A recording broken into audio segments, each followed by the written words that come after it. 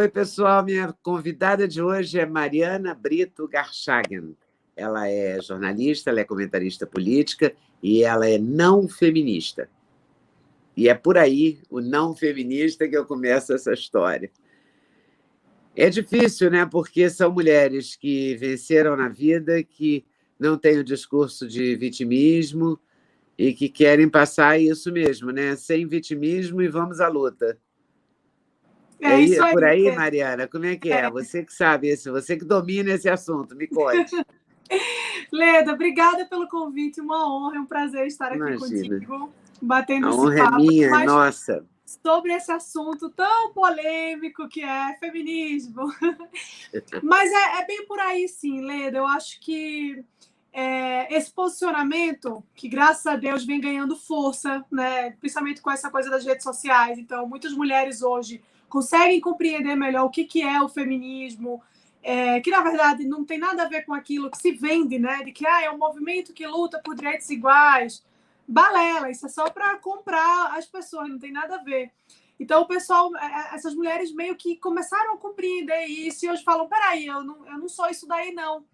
Né? E lá atrás, há quase 10 anos, quando eu comecei a falar sobre esse assunto, era assim, um fenômeno mesmo, né? Porque um fenômeno no sentido de que era uma raridade. Todas as mulheres estavam ali endossando a narrativa, reproduzindo a narrativa. Eu falei, opa, peraí, não é isso. E é bem na pegada do que você falou, sim, Leda, de você entender que a gente tem nossas particularidades, porque somos mulheres, né? Mas isso não faz com que a gente seja superior ou inferior a ninguém. A gente vai ter virtudes, né, que podem ser muito bem trabalhadas e também vai ter nossos defeitos, assim como os homens têm. E o feminismo, na verdade, o que ele faz é tentar colocar a mulher numa posição de superioridade, né? Uma posição quase que divina, de dizer, não, as mulheres estão acima do bem e do mal, e por essa razão elas precisam de privilégios, precisam de cotas, precisam de um grupo que lute por elas, precisa de uma série de coisas para proteger essas mulheres, porque sozinhas elas não conseguiriam. E o que eu entendi foi que não, que eu conseguiria sim. Ora, eu tenho capacidade para conquistar as minhas coisas por meio do meu próprio trabalho, do meu próprio esforço. Então, é exatamente isso, é compreender que não é por causa do vitimismo, não é porque nós somos sexo frágil, nada disso, é porque a gente é capaz, como homens são capazes, do mesmo modo que existem homens que não são capazes e mulheres que também não são, né? E, infelizmente, o ser humano é assim, né? É do humano, né? Porque imagina se eu humano. pensasse isso, que eu não seria capaz há 48 anos atrás, como é que eu seria jornalista? Não é? Exatamente, exatamente. Isso é um Foi porque eu exemplo. acreditei em mim, não tinha feminismo, não tinha nada, né? Não. Tinha o meu sonho e a minha vontade de cumprir meu sonho. E, aliás, eu acho que é legítimo, né? Todo mundo tem que ter mesmo sonhos e cumprir os seus sonhos e lutar pelas suas coisas, homem, mulher, todo mundo. Não tem exceção. Não tem Agora, exceção. por que essa coisa começa no quê? Nos anos 60? É anterior? Não, é bem Quando... anterior, na verdade, né? O mas feminismo cresce com aquela queima de sutiã, não é isso?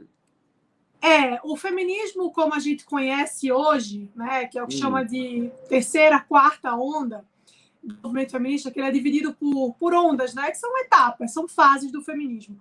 Ele tem início ali nos anos 60, né, e ele ganhou muita força cada vez mais, na verdade, por causa das redes sociais. Então, hoje a gente vê o feminismo muito mais forte e, ao mesmo tempo, um movimento antifeminismo que vem se estruturando, mas que também é uma curiosidade, porque esse movimento antifeminista sempre existiu, né? Só que não tinha a força que tem hoje, não tinha a voz que tem hoje, não tinha as redes sociais para disseminar esse movimento. Mas o feminismo é muito anterior a isso, né? O feminismo surgiu ali pelo século XVIII, XIX, e tem alguns teóricos que dizem que muito antes disso, na verdade, já era possível perceber em alguns autores, né?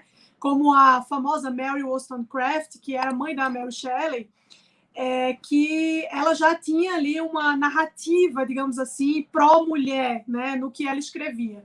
Mas o feminismo mesmo datado, ele começa a partir do século XVIII. E aí, nos anos 60, teve toda essa coisa da revolução sexual, e a coisa ganhou um corpo muito diferenciado, né, com a luta das mulheres da terceira onda do movimento feminista. E hoje a gente já vive uma onda que é a quarta onda, daqui a pouco tem a quinta, a sexta, a sétima, e lá vai.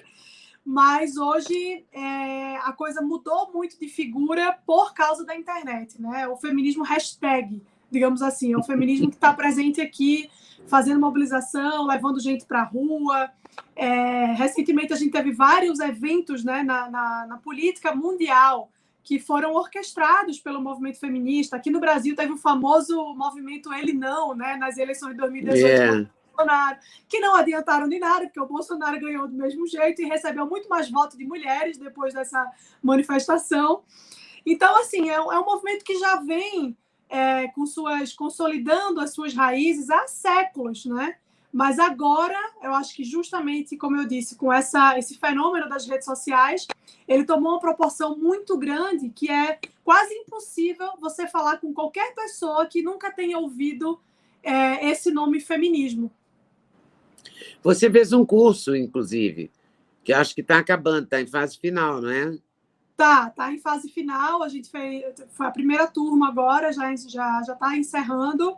E a ideia do meu curso é justamente essa, é desconstruir o feminismo, né? Porque, como eu te falei, vende-se muito essa ideia de que o feminismo é um movimento é maravilhoso, é só para ajudar as mulheres e tudo mais. E, no fundo, o feminismo é um movimento político ideológico de esquerda, né? Então, assim, a ideia, no final das contas, é sequestrar essas mulheres para uma ideologia de esquerda. Não tem nada a ver com direitos iguais, não tem nada a ver com fazer com que as mulheres tenham liberdade, sejam respeitadas, igualdade. Não, isso tudo é uma maquiagem que foi feita para que o feminismo ficasse mais... como é que eu posso dizer? Mais aprazível. Mais palatável, né? Mais palatável, exato. Para que as pessoas não se assustassem tanto com as pautas que existem, de fato, por trás. Então, o curso tem esse objetivo, que é desconstruir o movimento feminista. E falar, olha, isso aqui que te apresentaram é mentira. Né? Essa coisa de que as mulheres só podem fazer isso ou aquilo por causa do movimento feminista é mentira. Então, eu trago dados históricos, registros históricos, mostro como tudo aconteceu, como surgiu, como é que se consolidou, quem foram, né, e quem são as principais teóricas do movimento feminista, o que essas mulheres queriam, como era a vida pessoal dessas mulheres, porque isso diz muito também sobre as pautas que elas defendiam. E como era a vida dessas mulheres? Eu nunca soube isso. Olha, você sabe cada coisa, né? Você revira cada coisa, hein, Mariana? Nossa, Leda, tem a Simone de Beauvoir, que ela é a feminista mais famosa, assim, né? Tá estampando todas as... Você entra em qualquer rede social de empresa, tem uma frase da Simone de Beauvoir que não tem nada a ver, mas ela tá lá.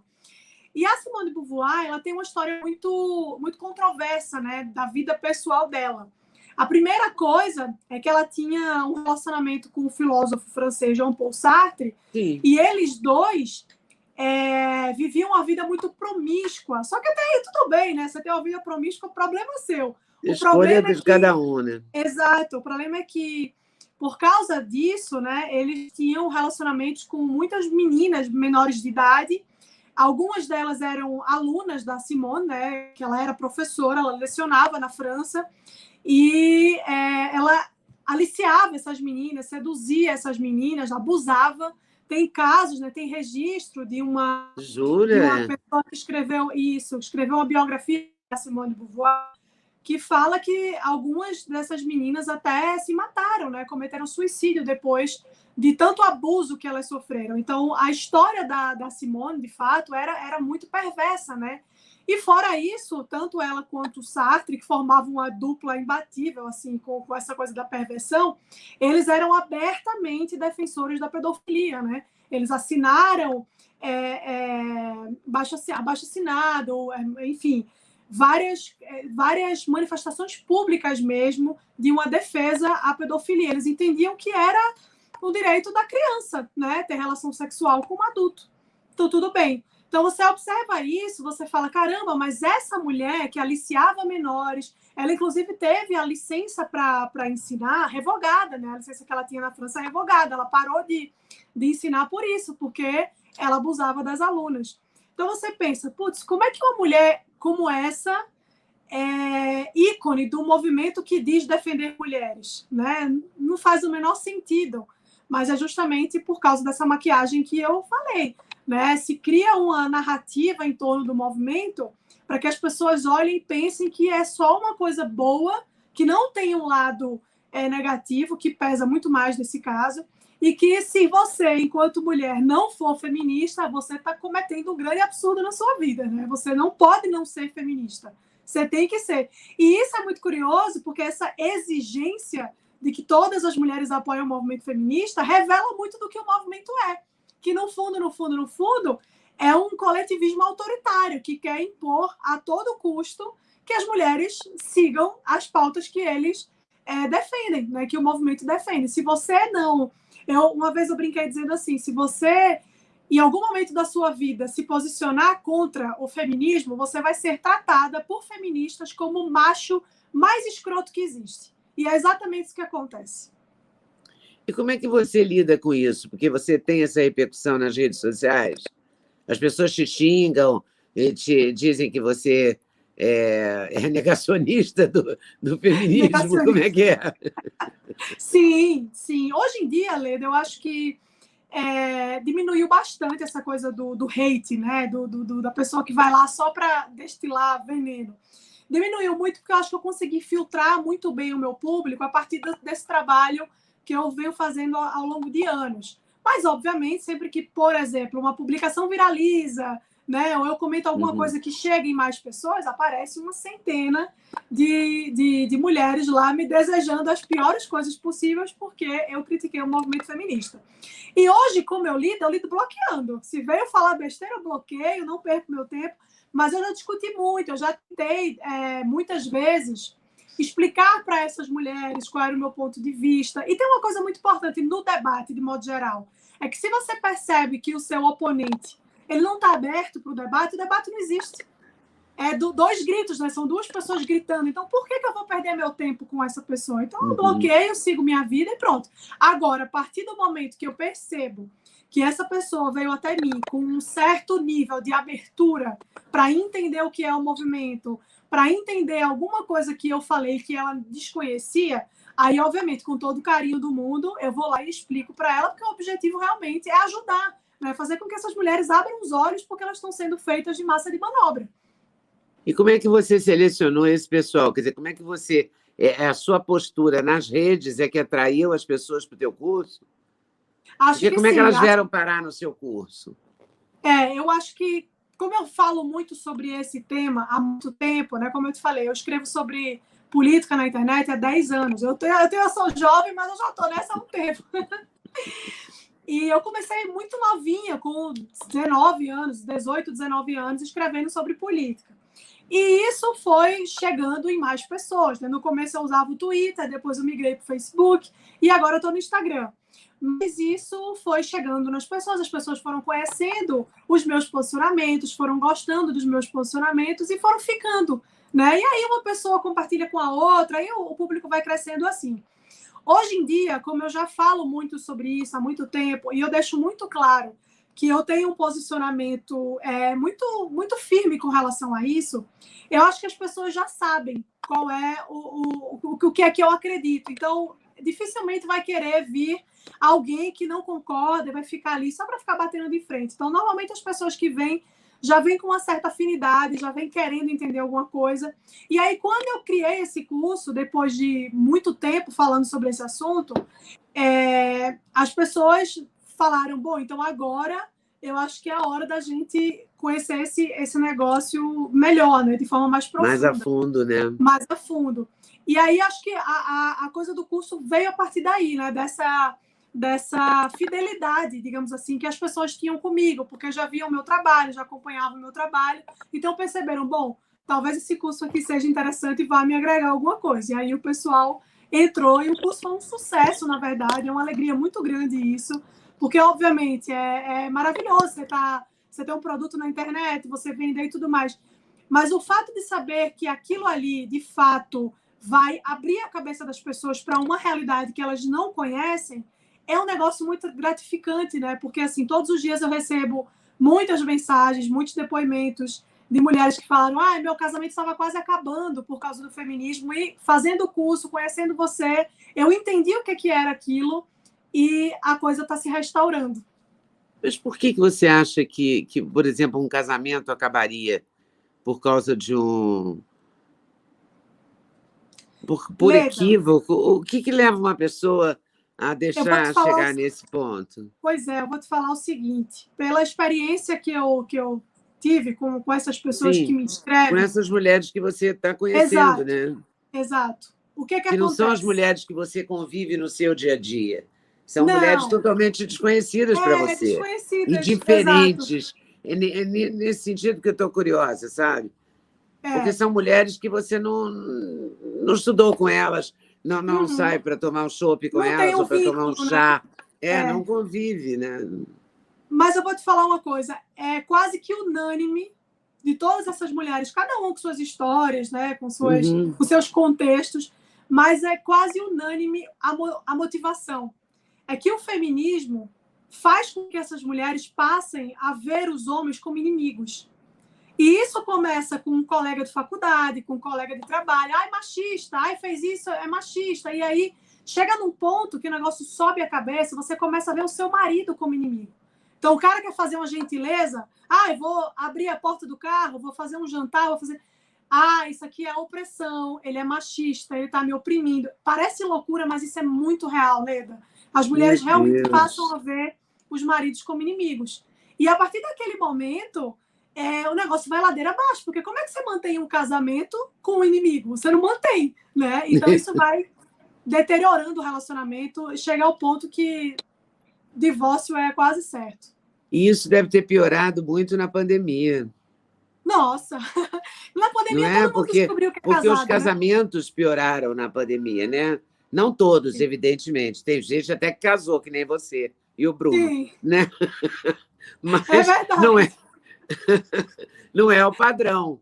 Eu ouvi muitas queixas. E olha que eu não faço nenhum curso desse tipo. E ouvi queixas assim, de telespectador mesmo, de confidência. Quer dizer, a pessoa está tão agoniada que ela te conta no comentário de uma live a vida situação, inteira. Né, a vida inteira dela e a situação que ela está vivendo. E muita gente se queixando e, sei lá, descobrindo. E gente famosa também deu entrevista dizendo isso, que viveu momentos muito difíceis, porque, na verdade, a gente tinha uma realidade, passou a ter outra, e essa convivência nem sempre foi harmoniosa, porque nem sempre é harmoniosa. Nem sempre né? Nem todo casamento é necessariamente harmonioso. Ele também pode passar por crises, pode acabar, pode recomeçar, pode tudo, né? É do relacionamento, é do humano. E aí você ouvia muitas queixas desse tipo? Ouvia, porque eu acho que a pandemia lembrou a gente que a gente tem marido, que a gente tem filho, né? Todo mundo confinado em casa. Eu tenho uma esposa, lembrei. E, obviamente, a convivência é um negócio muito, muito difícil, né, Lívia? Com qualquer pessoa. Você convive com filho, com pai, mãe, é difícil. E aí, quando não estamos em pandemia, normalmente a rotina de uma casa funciona assim: o marido sai para trabalhar, a mulher sai para trabalhar ou fica em casa com os filhos, depende de como é o estilo de vida, mas um está sempre meio distante do outro no dia a dia. Se encontra à noite, né? Joga a saudade, aí tem o desabafo sobre o dia de trabalho, um conta como foi o dia, o outro conta, e fica tudo bem.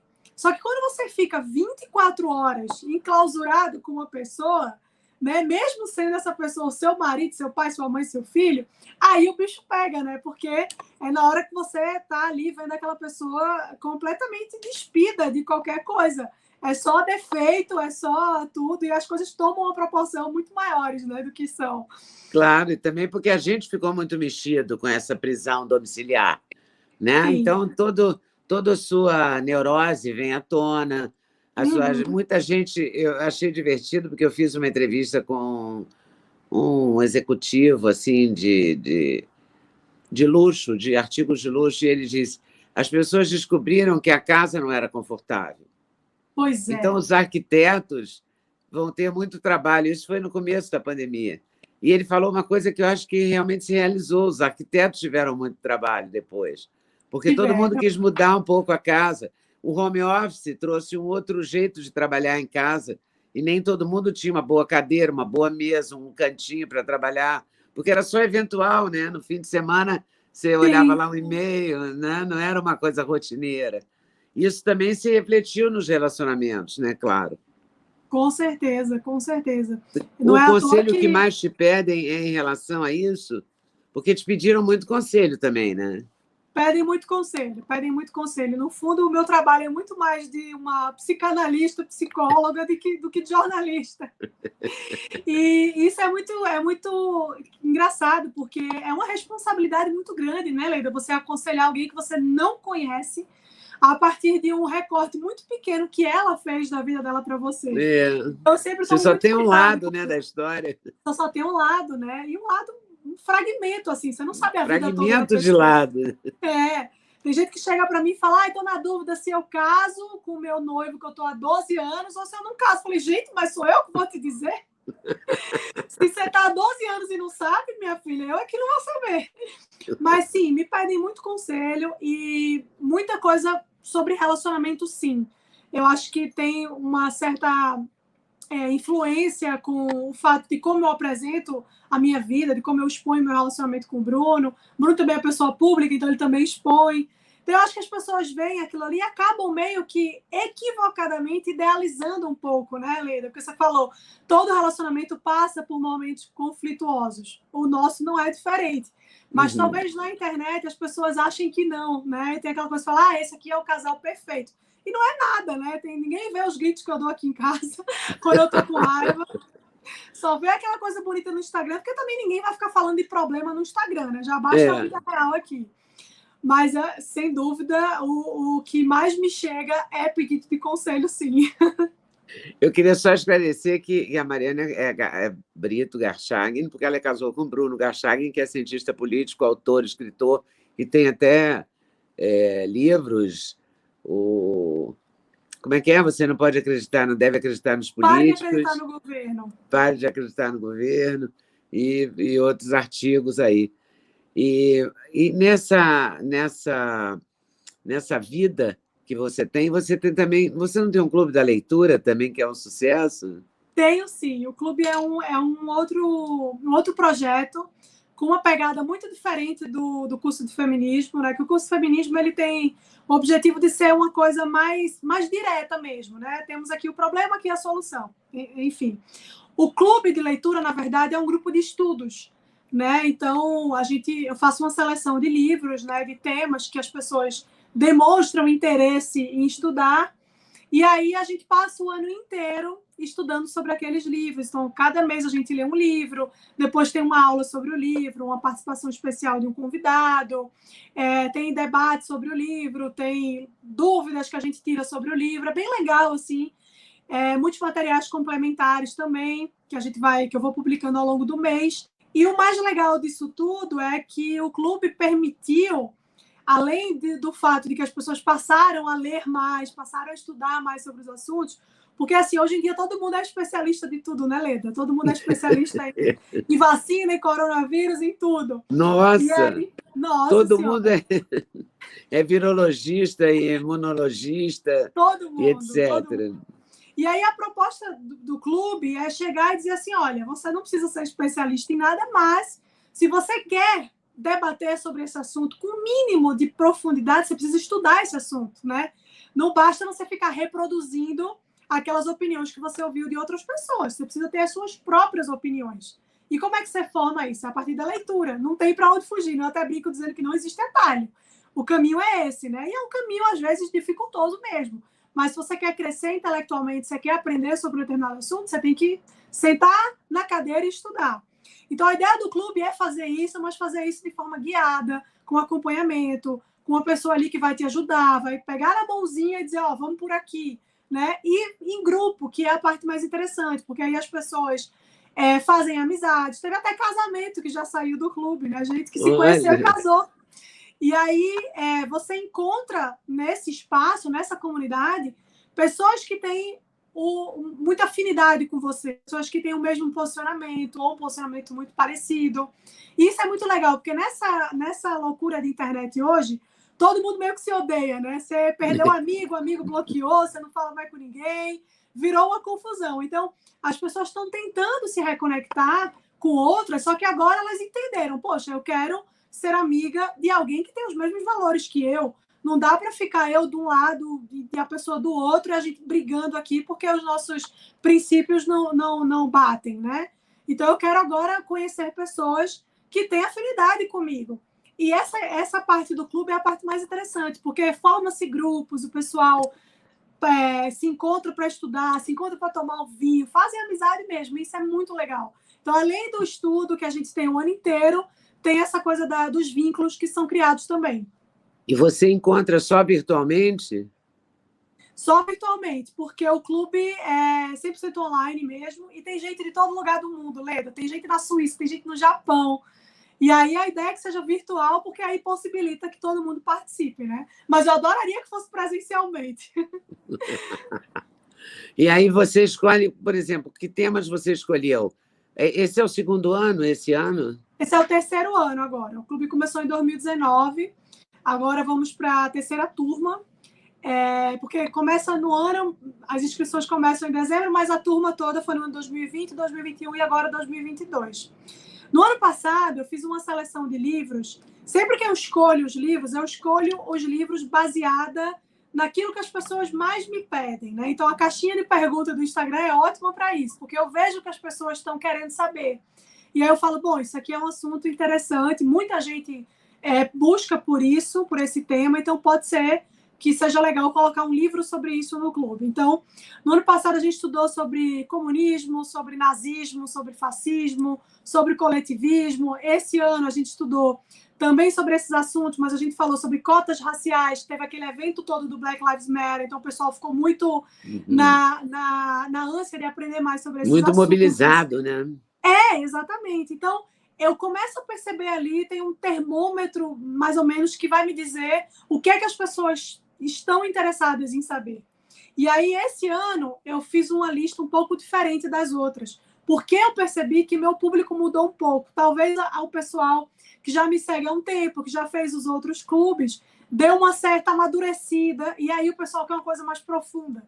Então, o pessoal já começou a buscar por um negócio mais espiritual, por um negócio mais de virtude, de valores mesmo, de entender sobre como é que se forma essa moral que a gente tem hoje, de onde veio isso. Então, eu fiz uma seleção muito mais baseada nesses temas e sempre de acordo com aquilo que as pessoas mais me perguntam, mais me pedem para falar, porque eu acho que o termômetro é bom. E sempre o pessoal gosta muito da lista de livros, e esse ano a lista que eu montei foi uma lista que teve o melhor feedback, assim, o melhor retorno, né? As pessoas realmente gostaram muito. Então, tem Chesterton, tem C.S. Lewis, tem Roger Scruton, Dalrymple, tem gente muito boa lá, falando sobre temas muito interessantes, e o pessoal realmente gostou muito. Me diz uma coisa, o ano que vem, agora as pessoas estão se inscrevendo para fazer o curso do ano que vem, não é? Isso. 2022. 2022 vai ser um ano muito difícil, do ponto de vista de relacionamento, né? Vai. Porque, primeiro que as pessoas estão brigando desde 2018, mas elas continuam brigando, né? E brigam cada vez mais. Eu já vi coisas assim, olha que na TV eu vi uma moça, uma jornalista, dizer para um escritor que ela não sabia como ela ia se encontrar com o pai dela no Natal, porque ele tinha votado num candidato e ela no outro. Eu quase desmaiei na minha casa, porque eu nunca desmaiei, não sou dada a desmaios, não sei desmaiar, senão teria desmaiado. De susto de imaginar que alguém pode ter esse tipo de dificuldade, entendeu? Como assim? Não é possível isso. Então, eu acho que o ano que vem, eu conversei outro dia com um filósofo de esquerda sobre isso, que também está muito sensível a isso, e, na opinião dele, a gente devia procurar pontos em comum para não ter uma guerra civil, entendeu? Porque, assim, todos contra o racismo, todos contra a pedofilia, todos contra a fome. É fácil achar pontos em comum. Sim. Na direita e na esquerda. A gente pode ter pontos em comum sendo de direita ou sendo de esquerda, não é? A gente não precisa necessariamente se matar, porque a cultura do cancelamento é uma brigaiada sem fim. Imagina o que vai ser o ano que vem com essa eleição. Se a gente está vindo arrastando esse bode, não é? Esse bode está na sala, aí, no meio da sala. Não é, e é um bode grande e gordo, viu, Leda? É um bode enorme, sabe? E ruim, né? De cheiro ruim, de gosto ruim, de tudo ruim. Não tem nada de bom nesse bode. Não é? É muito triste isso, Leda, porque eu acho que eu vi essa mesma entrevista que você viu e eu fiz uma reflexão sobre isso, né? Que é assim, quão importante são as relações familiares em relação aos nossos posicionamentos políticos. Quão disposto eu estou a abrir mão de ter uma proximidade com meu pai, que, assim, sabe Deus quando ele vai embora, por causa do voto que ele deu num ano específico, sabe? Então, assim, é um negócio muito, muito maluco, né, Leida? Porque as pessoas perderam completamente a noção de que a gente não precisa se odiar. Eu fiquei muito mobilizada, eu acho que porque já perdi meu pai, né? E porque eu tinha divergências muito fortes com ele. E a gente conversava muito sobre essas diferenças. E a gente negociava essas diferenças. Pô, como um bom árabe, bons árabes que somos, ou que éramos, porque ele já foi, eu dizia para ele, não, eu vou fazer jornalismo. Ele, como vai fazer jornalismo? Faça outra coisa, não, vou fazer. Então, eu faço o curso normal aqui e depois eu faço vestibular ali. Sabe, negociações assim, primárias, bobinhas, mas sem nunca um desrespeito, ou sem nunca a possibilidade de não vivermos juntos, não nos encontrarmos. Imagina que nunca, entendeu? Então, eu fiquei muito mobilizada com isso. E tenho seguido mobilizada, porque estou vendo essa brigaiada acontecer, não é? Entre os meus amigos, sabe? Umas acusações assim muito desagradáveis, sabe? Desagradáveis e muito levianas, né? Levianas, porque a pessoa te conhece há 30 anos, como é que ela te diz uma coisa dessa, entendeu? Eu fico chocada. Exato. E eu acho que vai ser, a gente vai ter que buscar pontos em comum para se harmonizar. E eu acho que todo mundo vai estar mais interessado. Você viu que o próprio especial do Brasil Paralelo foi sobre sentimentos, né? Sim, sobre temas mais... Eu não quero dizer leves, porque não é leve que eu quero dizer. Mas são temas mais existenciais, talvez, né? Não sei. E temas que, assim, se falou sobre assuntos ali, que amizade, família, caridade... Valores, né? Valores, são temas que deveriam, pelo menos, ser comuns a todo mundo, né? E era justamente nesse ponto que a gente deveria se conectar com os outros e não passar a ver como inimigo alguém que votou diferente de você, né? Porque, assim, no fundo, Leda, pode parecer até ingenuidade da minha parte, mas eu acho que as pessoas, claro, salvo raríssimas exceções, porque sempre tem um pessoal meio canalha mesmo, que faz muito mal intencionado. Mas eu acho que a grande maioria só quer que as coisas deem certo, mas de um jeito diferente do meu. No fundo, a gente quer a mesma coisa, mas a gente encontra caminhos diferentes para isso. Então, é tudo que você falou, assim, é fazer concessões, né? Com nossos amigos, com os nossos parentes, nossos familiares. Porque imagina só, se você não tem essa capacidade de fazer uma concessão nunca, você vai se isolar numa bolha que daqui a pouco só tem você. Porque todo mundo vai pensar diferente, né? A gente não é igual a ninguém é robô que tem um pensamento programado. Então, por mais que a gente tenha muitas afinidades, se for parar para pensar, eu e você vamos discordar de alguma coisa em algum momento. Claro. Eu de outra pessoa, eu discordo do meu marido, eu discordo da minha mãe. Então, assim, a gente precisa entender que existem coisas que se sobrepõem a isso, né? E o relacionamento de amizade, o carinho que você tem, às vezes uma pessoa que você conhece há 20, 30 anos, como você falou, poxa, será que tudo aquilo que você viveu com aquela pessoa, todas as memórias boas que você tem, elas têm que ser jogadas na lata do lixo, porque no dia 29 de outubro a pessoa votou no Bolsonaro ou no Lula, sabe? Não é possível isso, né? Isso não pode possível, ser né? verdade. Isso não pode ser definitivo, isso não pode ser sério. Não é? A gente Mas tem que acho que é uma amadurecer, isso transição, também sabe? é uma imaturidade, né? É. Porque não é possível. Eu estou muito chocada com isso, porque eu acho que em 22, pelo que está se avizinhando, né, serão muitos candidatos. Então, serão muitas opiniões, muitas posições diferentes. Né? Não vai ser tão simples. Não vai. Né? Não vai ser tão simples. Se a gente está lidando com o Moro, encontrando com o Dória, com o Alckmin, querendo ser vice do Lula, olha só quantas ideias, quantas coisas estão acontecendo. Uma salada mista. Não é? Então, no meio dessa salada mista, a gente vai brigar mais ainda. Não é? Porque vão brigar entre as pessoas de uma ideologia, vão brigar entre si, vão brigar com a do vizinho, vão brigar com a da irmã, da mãe, do pai. Olha que inferno que vai ser isso. No final das Tem que contas, procurar uma convergência. Exato. Senão vai ser guerra civil mesmo, entendeu? É. E pior, vai ser guerra civil de amigo com amigo, né? De pai com filho. Olha que caos.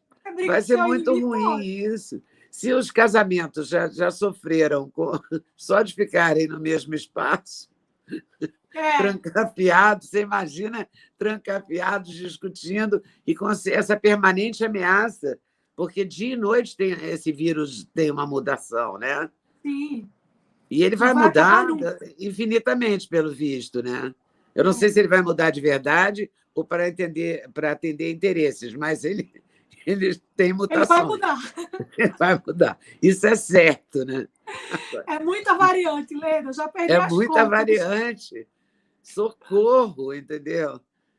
Haja curso, haja clube da leitura, haja curso antifeminista, haja tudo, haja fé, não é? Haja fé. Porque a fé pode ajudar também, né? As pessoas a se encontrarem ou se desencontrarem, porque a fé também ajuda a se desencontrar. Isso é verdade, É muita loucura. Como é que você se posiciona assim? Você se define? Você consegue?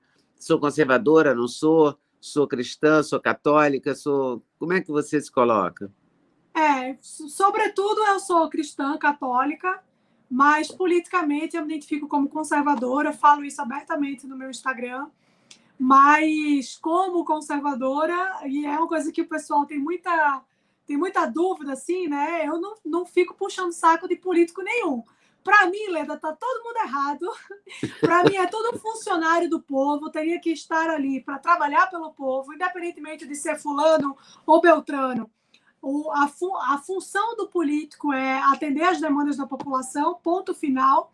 Né? Então, assim, eu não vou ficar passando pano para um, nem passando pano para o outro, nem tentar relativizar aqui ou ali. Quando está errado, eu falo que está errado, quando está certo, eu falo que está certo, porque para mim o certo e o errado são coisas imutáveis. Né? Então, se o cara, eu posso até não gostar muito dele, mas ele fez uma coisa boa, eu vou dizer, poxa, isso aqui que ele fez foi bom.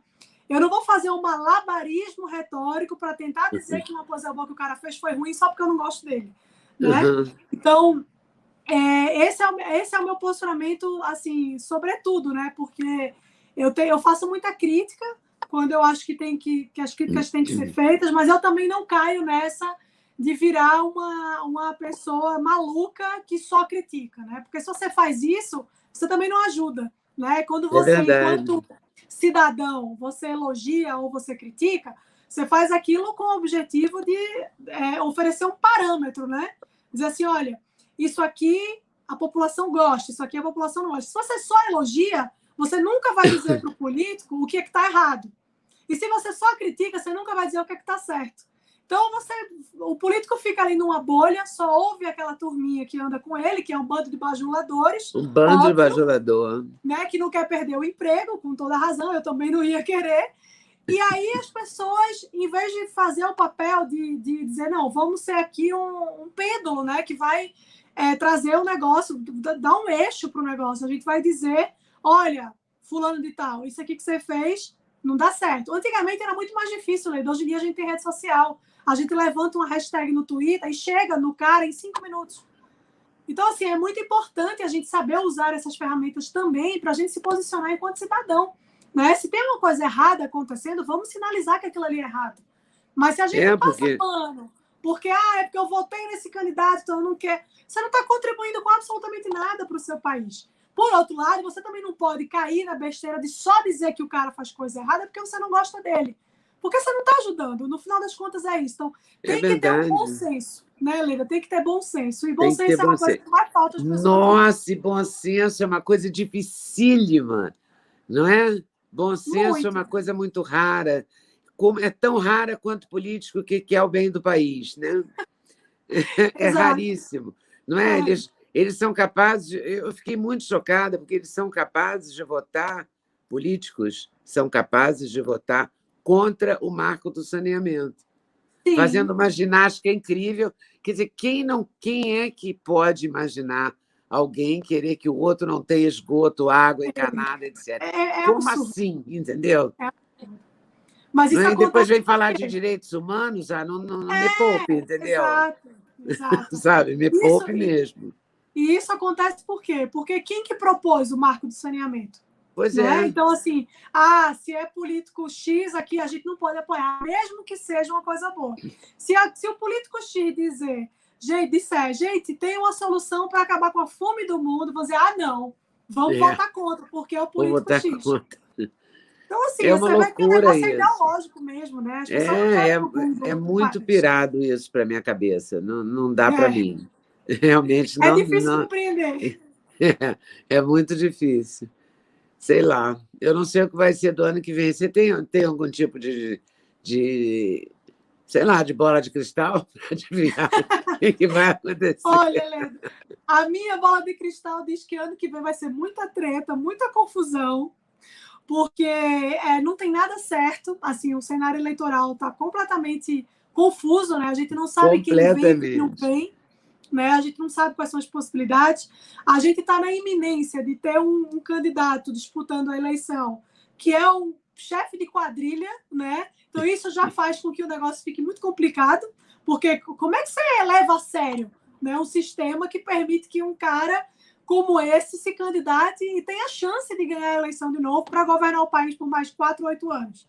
Então, a partir daí, o negócio já começa a ficar feio, né? Então, assim, tá tudo muito incerto ainda, é muito difícil você dizer alguma coisa agora, porque a gente nem sabe ainda oficialmente quais serão os candidatos, quem vem com quem é vice de quem, é muito complicado. Uma coisa é certa, como foi em 2014, como foi em 2016, como foi em 2018, vai ser um ano de muita confusão, vai ser um ano de muita relacionamento desfeito, muita amizade jogada fora, porque parece que o negócio tá cada vez ficando pior, né? As pessoas estão se vendo cada vez mais como inimigas, né? E não como alguém que pode ali, sei lá, trazer um contraponto e aí vocês juntos chegarem num denominador comum, digamos assim. Não, é guerra mesmo e vão lutar com todas as armas que a gente tem.